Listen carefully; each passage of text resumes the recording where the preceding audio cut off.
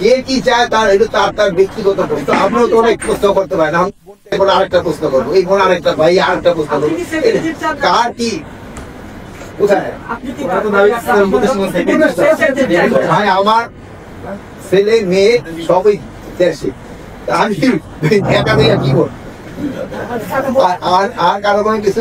একটা প্রশ্ন ছিল, গণমাধ্যমে খবর বেরিয়েছে যে সেনাবাহিনীতে অফিসারদের ওয়ারেন্ট জারি করা হয়েছে, তাদেরকে আর্মি তাদের হেফাজতে রাখতে চায়, ট্রাইব্যুনাল যদি যে আদেশ দিয়েছে, তো সেখানে তারা নিয়ে যাবে, নিয়ে আসবে।